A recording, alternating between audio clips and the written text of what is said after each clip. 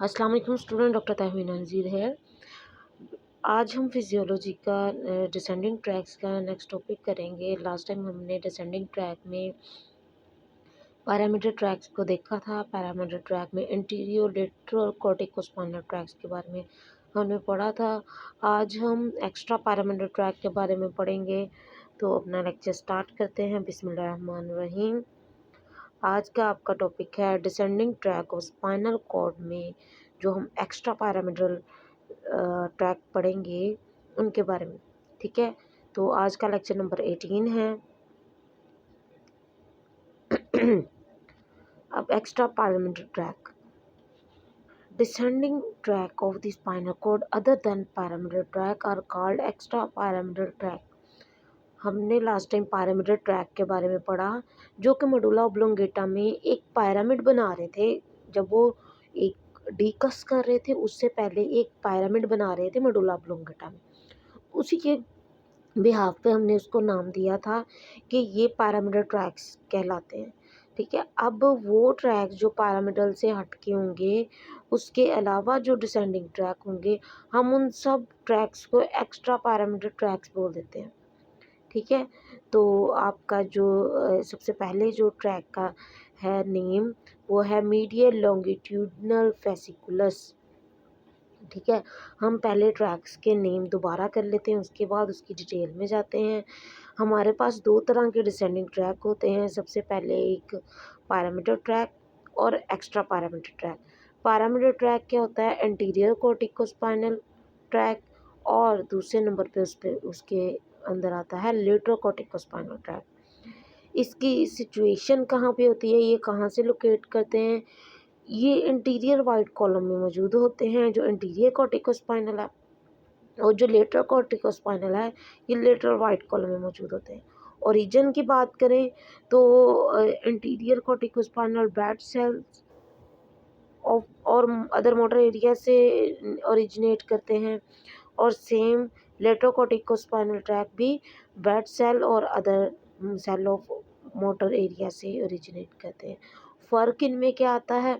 Origination तो इनकी same है, पर ये जो एंटीरियर कॉर्टिकोस्पाइनल है ये अपना रूट चेंज नहीं करते, जबकि लेटरल कॉर्टिकोस्पाइनल ट्रैक डीकस हो जाते हैं, अपना जो रूट है वो क्रॉस कर लेते हैं। इसी वजह से उनके नेम भी इंटीरियर और लेटरल हैं। ठीक है, और इनमें डिफरेंस भी यही है। कोर्स की मैं बात करूं तो एंटीरियर कॉर्टिकोस्पाइनल ट्रैक अनक्रॉस्ड फाइबर होते हैं, जबकि lateral corticospinal track crossed fibres होते हैं। ठीक है, अब उसके बाद फंक्शन की बात करूं, इन दोनों का फंक्शन क्या है? Control of voluntary movement from upper motor neurons. तो ये आपकी वॉलेंटरी मूवमेंट को कंट्रोल करते हैं और अपर मोटर न्यूरॉन्स बनाते हैं। यहाँ तक समझ आ गई आप सबको? हमने अभी तक पिछली समरी देखी है कि हमने अपने लास्ट लेक्चर में किया क्या था। ठीक है, उसमें हमने पैरामीटर ट्रैक पढ़े थे। पैरामीटर ट्रैक में एंटीरियर और लेटरल कॉर्टिकोस्पाइनल ट्रैक होते हैं। दोनों के ओरिजिन सेम है, पर जब ये अपना रास्ता चेंज करते हैं, अपने अपने आप को क्रॉस करते हैं, वहाँ पे ये इनके नेम डिफरेंट हो जाते हैं। जो रूट क्रॉस कर लेगा वो लेटरल है, क्योंकि वो लेटरल वाइट कॉलम में जाके एंड होता है, जबकि जो इंटीरियर है वो सेम रूट पे को फॉलो करते हुए इंटीरियर वाइट कॉलम का हिस्सा बन जाता है। ठीक है, तो ये था आपका पैरामीटर ट्रैक। उसके बाद हम एक्स्ट्रा पैरामीटर ट्रैक देखते हैं। एक्स्ट्रा पैरामीटर ट्रैक में medial longitudinal fasciculus, anterior vestibulospinal tract, lateral vestibulospinal tract, ठीक है, reticulospinal tract, tectospinal tract, rubrospinal tract और इलिवोस्पाइनल ट्रैक। ठीक है, ये सारे आपके एक्स्ट्रा पैरामीटर ट्रैक हैं। अब इनकी समरी हम डिटेल्स करने के बाद करते हैं। सबसे पहले मीडियल लॉन्गिट्यूडनल फेसिकुलस की बात करें। सिचुएशन इसकी ये कहाँ पे लोकेटेड है? Medial longitudinal fasciculus descend through the posterior part of interior white column of the spinal cord. आपका जो इंटीरियर वाइट कॉलम है उसके पोस्टीरियर पार्ट से ये डिसेंड डाउन हो रहा होता है। उसके बाद ओरिजिन की बात करें तो इसका ओरिजिन क्या है? This tract is extension of medial longitudinal fasciculus of brain stem. तो ब्रेन स्टेम के अंदर जो मडुला ओब्लोंगेटा के अंदर जो लॉन्गिट्यूडनल फेसिकुलस होता है उसी की एक्सटेंशन होती है। Fibre of this track origin from 4 different areas in brain. तो इसके फाइबर्स कहाँ से ओरिजिनेट करते हैं? वेस्टिबुलर न्यूक्लियाई से, रेटिकुलर फॉर्मेशन से, सुपीरियर कॉलिकुलस से, इंटरस्टिशियल सेल ऑफ कैजल से। ठीक है, तो इनका बेसिकली ओरिजिन 4 एरिया से हो रहा है। Vestibular nuclei, reticular formation, superior colliculus और इंटरस्टिशियल सेल ऑफ कैजल से। और उसके बाद जब ये ओरिजिनेट कर लेते हैं, मतलब इनसे फाइबर कलेक्ट करते हैं, तो ये ओरिजिन अपना ये सारे फाइबर्स कहाँ पे मौजूद होंगे? ये सारे फाइबर्स आपके मीडियल लॉन्गिट्यूडनल फेसिकुलस के पास होंगे। ठीक है, तो ये सारे वहाँ से ओरिजिनेट करके पास होते हैं स्पाइनल कॉर्ड में और वहाँ जाके पोस्टीरियर जो पार्ट है वह इंटीरियर वाइट कॉलम का उसमें एंड अप करते हैं। ठीक है, अब अगर मैं इसके कोर्स की बात करूं, after entering spinal cord from the brain stem the fibre of medial longitudinal fasciculus descend through the posterior part of interior white column of the same side. मतलब कोर्स में हम ये पढ़ रहे हैं कि इसका रूट क्या है, ये किन रास्तों को फॉलो करता है। तो ये इसका रूट सेम है, ये अपना रास्ता क्रॉस नहीं करता। In the spinal cord this tract is well defined only in upper cervical segments. तो ये जो ट्रैक है ये अपर सर्वाइकल सेगमेंट्स में, मतलब C1, C2, C3, इसके अंदर ये ज़्यादा प्रोमिनेंट है और इजीली विजिबल है। Below this level, the fiber run along with the fiber of anterior vestibulospinal tract। और इस अपर सर्वाइकल सेगमेंट से नीचे अगर जाएं तो उसके बाद ये जो आपका लेट्रोस्पाइन, ये आपका जो मीडियल लॉन्गिट्यूडिनल वेसिकुलस है, ये लेटरल ट्रैक के साथ रन अप होता है। ठीक है, एंटीरियर वेस्टिबुलोस्पाइनल ट्रैक के साथ रन अप होता है। ठीक है, एक्सटेंट इसका देखिए, fibre of this tract extend up to upper cervical segment of the spinal cord. तो ये अपर सर्वाइकल सेगमेंट तक C1, C2, C3 तक ही एंड होता है। टर्मिनेशन की बात करें तो fibre of this tract terminate in interior motor neurons of spinal cord.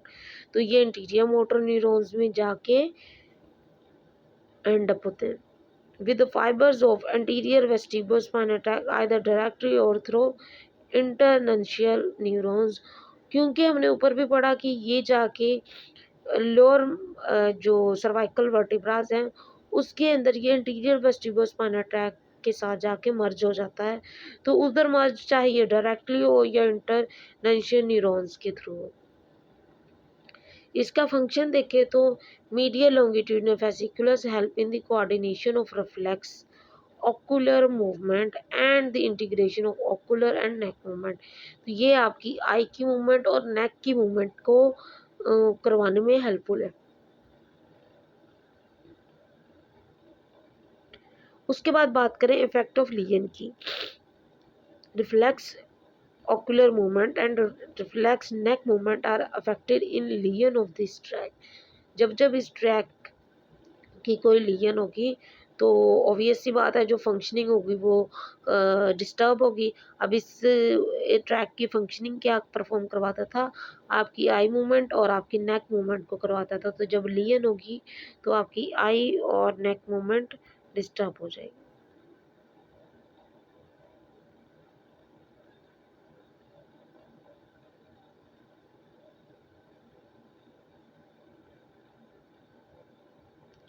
अच्छा, इधर superior vestibular nucleus, lateral vestibular nucleus और मीडियल वेस्टिबुलर न्यूक्लियस की रीजन बताया है मेडुला ओब्लोंगेटा के अंदर। क्योंकि हमने पढ़ा कि आपका मीडियल वेस्टिबुलर न्यूक्लियस से ये ओरिजिनेट करते हैं। ठीक है, वहाँ से ओरिजिन करके ये कहाँ एंड अप होते हैं? आपके स्पाइनल सेगमेंट में।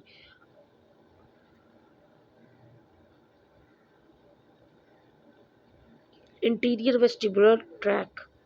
Situation: anterior vestibular tract is situated in the interior white column along the periphery of spinal cord lateral to tactospinal tract.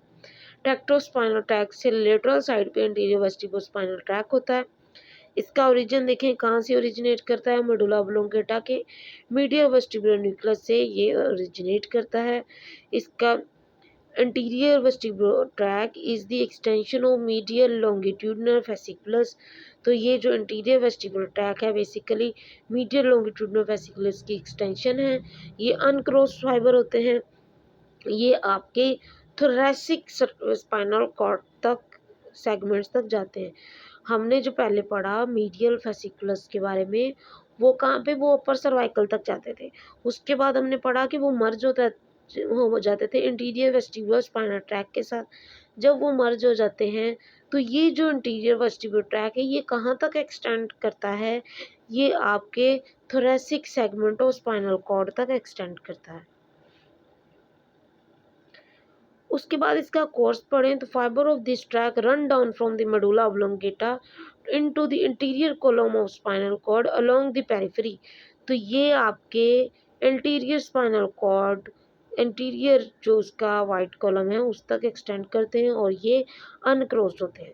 तो हमने पढ़ा इंटीरियर वेस्टिबुलर स्पाइनल ट्रैक को सिचुएटेड कहाँ पे होता है, ये इंटीरियर वाइट कॉलम में, ठीक है। स्पाइनल कॉर्ड के अंदर ये जो टैक्टोस्पाइनल ट्रैक है उससे लेटरली मौजूद होता है।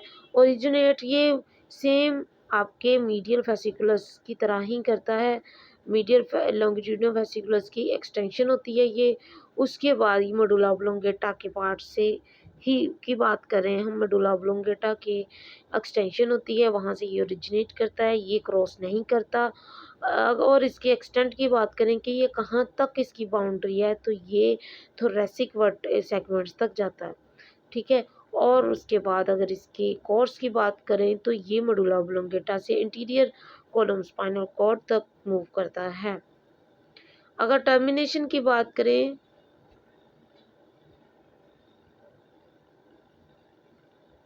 along with the fiber of lateral vestibulospinal tract, the fiber of this tract terminate in interior motor neurons। Lateral vestibular tract भी इंटीरियर मोटर में करेंगे और आपके इंटीरियर वेस्टिबुलर ट्रैक भी इंटीरियर मोटर न्यूरॉन्स में डायरेक्टली या थ्रू इंटरनेंशियल न्यूरॉन्स जाके terminate करेंगे। इसका फंक्शन क्या होता है, इसका function is explained along with the function of lateral vestibular tract। हम इसके lateral vestibular tract के साथ इसका फंक्शन अभी पढ़ते हैं।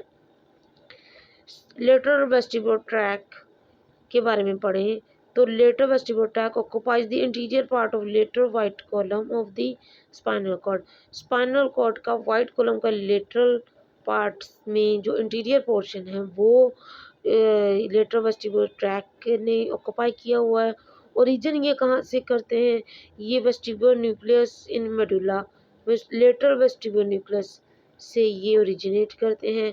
This nucleus is called Deiters nucleus, इसको हम डाइटर न्यूक्लियस भी बोलते हैं। ये कहाँ तक जाता है, ये आपके पूरे स्पाइनल कॉर्ड तक एक्सटेंड करता है। Fibre of this tract are present throughout the spinal cord. तो ये पूरे स्पाइनल कॉर्ड तक एक्सटेंड करता है। पहले हमने इंटीरियर वेस्टिबुलर स्पाइनल ट्रैक पढ़ा, अब हम लेटरल की बात करें। लेटरल वेस्टिबुलर स्पाइनल ट्रैक क्या करता है, ये वाइट कॉलम के लेटरली पर मौजूद है, ठीक है। ओरिजिनेट ये सब मेडुला ऑब्लोंगेटा से करते हैं, ठीक है, इसलिए इसको डाइटर न्यूक्लियस भी बोलते हैं। एक्सटेंड की बात करेंगे throughout the spinal cord, जबकि जो इंटीरियर था वो आपके थोरैसिक वर्टिब्रा थोरैसिक सेगमेंट तक जाता था, जबकि मीडियल फेसिकुलस कहाँ तक एक्सटेंड करता था, अपर सर्वाइकल तक, ठीक है। अगर मैं इसके कोर्स की बात करूँ, from Deiters nucleus most of the fibre descend directly through the lateral column. तो कुछ डायरेक्टली लेटरल कॉलम की तरफ मूव कर जाते हैं, बहुत कम क्रॉस करके ऑपोजिट साइड पर डिसेंड करते हैं। टर्मिनेशन की बात करूं तो fibre of this tract terminate in interior motor neuron either directly, तो सबकी टर्मिनेशन सेम है इंटीरियर मोटर न्यूरॉन्स के अंदर, या डायरेक्टली या इंटरनेंशियल न्यूरॉन्स के थ्रू ये टर्मिनेट होते हैं। फंक्शन की मैं बात करूँ, vestibular nuclear receive impulses concerned with muscle tone, posture from vestibular apparatus and cerebellum. Vestibular apparatus और cerebellum से ये मसल के टोन और पोस्चर्स को के सिग्नल को रिसीव करता है।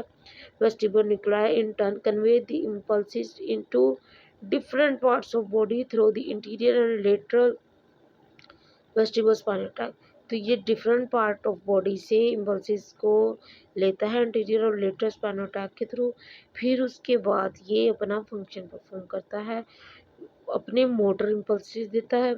Vestibular spinal tract are concern with adjustment of position of head and body during angular and linear acceleration. तो आपकी जो हेड और बॉडी की पोजीशनिंग होती है वो भी वेस्टिबुलर स्पाइनल ट्रैक्ट ही परफॉर्म करवाता है। अगर इसका लियन हो जाए, इफेक्ट ऑफ लियन की बात करें तो जब इसकी लियन होगी तो ऑब्वियसली जो फंक्शन ये परफॉर्म करवाता है वो डिस्टर्ब हो जाएगा। जैसे adjustment of head and body become difficult during acceleration when vestibular spinal tract are affected by lesion. तो एक्सेलेशन मतलब जब आप वॉक कर रहे होते हैं तो आप अपनी हेड और बॉडी को एक दूसरे के साथ कोऑर्डिनेट नहीं कर सकते अगर उनको इंटीरियर या लेटरल वेस्टिबुलर स्पाइनल ट्रैक्ट की लियन हो चुकी है। उसके बाद हम रेटिकुलर स्पाइनल ट्रैक्ट की बात करें तो ये कहाँ पे सिचुएटेड है, इंटीरियर वाइट कॉलम में, posterior to interior vestibular spinal tract. तो ये इंटीरियर वाइट कॉलम में इंटीरियर वेस्टिबुलर स्पाइनल ट्रैक्ट के पीछे मौजूद है। ठीक है, इसके फाइबर जो ओरिजिनेट करते हैं वो reticular formation of pons and medulla oblongata. ठीक है, वहाँ से इसके फाइबर ओरिजिनेट करते हैं। Pontine reticular fibres are uncrossed and descend in medial part of the anterior white column. ठीक है, जो पोन्स से फाइबर ओरिजिनेट करेंगे वो अनक्रोस्ड फाइबर होते हैं।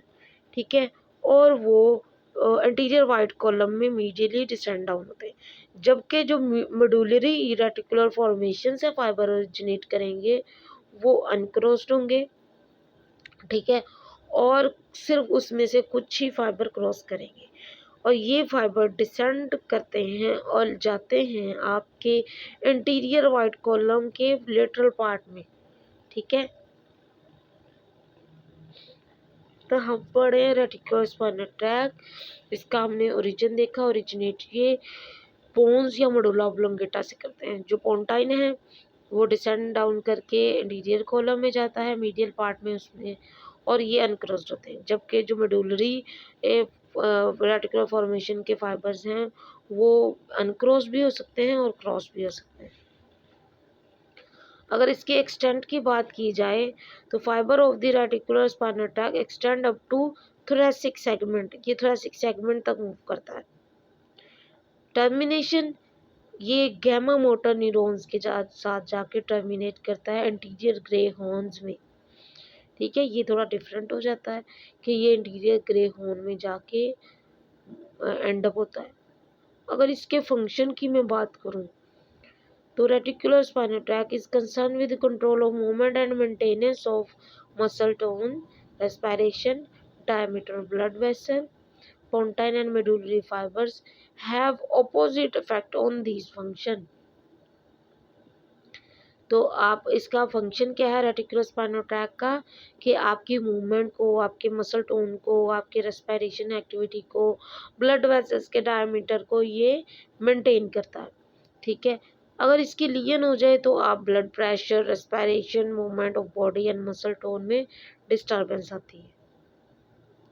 तो ये उनका फंक्शन बताया है कि जो आपके रेटिकुलर स्पाइनल फाइबर है उसमें पोन्टाइन और मेडुलरी रेटिकुलर फाइबर्स दोनों का कंपैरिजन करके फंक्शन बताया है कि जो पोन्टाइन है वो आपके वॉलंटरी मूवमेंट को फैसिलिटेट करते हैं, जबकि मेडुलरी उसको इनहिबिट करते हैं। आपके जो मसल की टोन को अगर कंट्रोल देखा जाए तो पोन्टाइन उसको फैसिलिटेट करते हैं, मेडुलरी रेटिकुलर फाइबर्स उसको इनहिबिट करते हैं। रेस्पिरेशन, पोन्टाइन फाइबर्स हमारी एक्सपायरेशन में हेल्प करते हैं जबकि मेडुलरी इंस्पायरेशन में। और ब्लड वेसल्स के ऊपर क्या फंक्शन है इसका, पोंटाइन रेटिकुलर फाइबर्स वेसोकंस्ट्रिक्शन करवाते हैं, जबकि मेडुलरी वेसोडाइलेशन करवा रहे होते हैं। उसके बाद बात आती है टेक्टोस्पाइनल ट्रैक की। सिचुएटेड कहाँ पे है, ये interior white column of spinal cord में। ओरिजिन कहाँ से हो रहा है इसका, ये जो मिड ब्रेन के सुपीरियर कॉलिकुलस है उधर से ये ओरिजिनेट करते हैं। ये आपके लोअर सर्वाइकल सेगमेंट तक जाते हैं एक्सटेंट की बात करें तो। और इसका अगर मैं कोर्स की बात करूँ तो ये ओरिजिनेट तो सुपीरियर कॉलिकुलस से करता है, फिर वहाँ मिड लाइन को क्रॉस करते हुए ये डोर्सल टेगमेंटल डिकसेशन करता है, ठीक है, और वापस इंटीरियर कॉलम के अंदर डिसेंड डाउन हो जाता है। इसकी टर्मिनेशन की बात करूं तो ये इंटीरियर मोटर न्यूरॉन्स के अंदर स्पाइनल कॉर्ड में डायरेक्टली और वाया इंटरनंशन न्यूरॉन्स ये टर्मिनेट करता है। फंक्शन की मैं बात करूं तो ये आपके विजुअल और ऑडिटरी स्टिमुलाई, मतलब आपकी विजन जो है, आपकी आईसाइट जो है उसका, और जो आपके सुनने की स्टिमुलाई हैं उसको ये कंट्रोल करता है।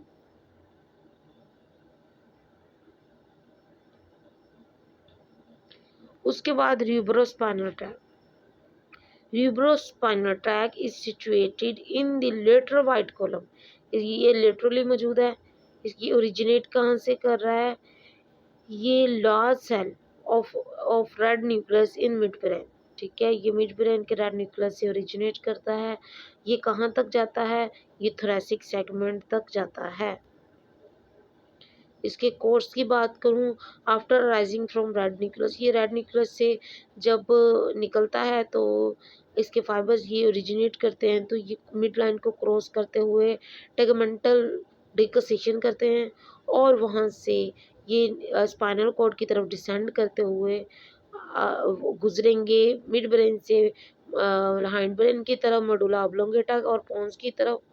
वहाँ से डिसेंड डाउन करते हुए ये टर्मिनेट हो जाएंगे, टर्मिनेशन में है इसमें fibres of rubrospinal tract end in the anterior motor neurons of spinal cord via internuncial neurons. तो ये एंड अप होते हैं एंटीरियर मोटर न्यूरॉन्स में, ठीक है।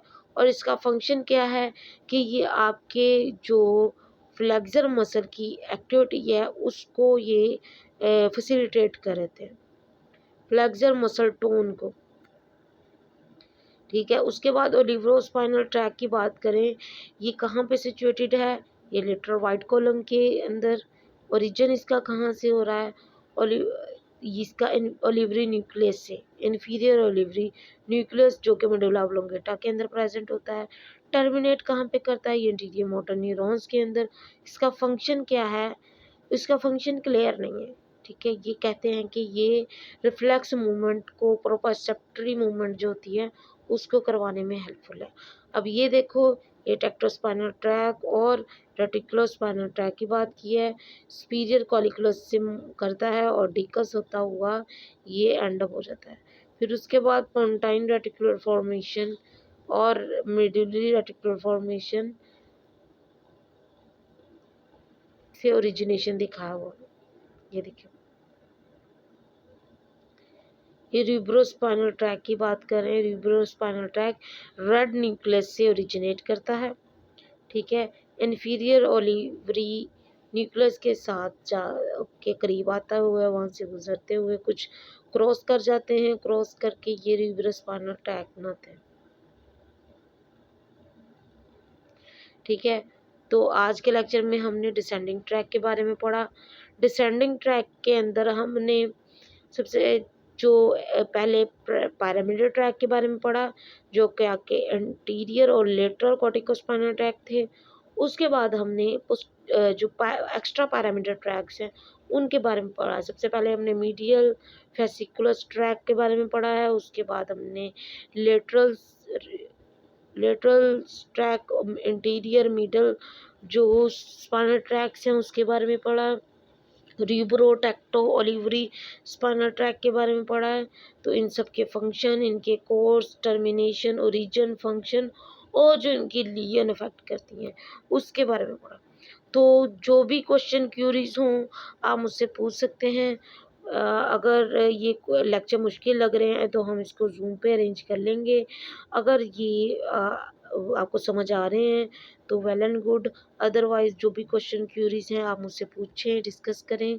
Thank you so much.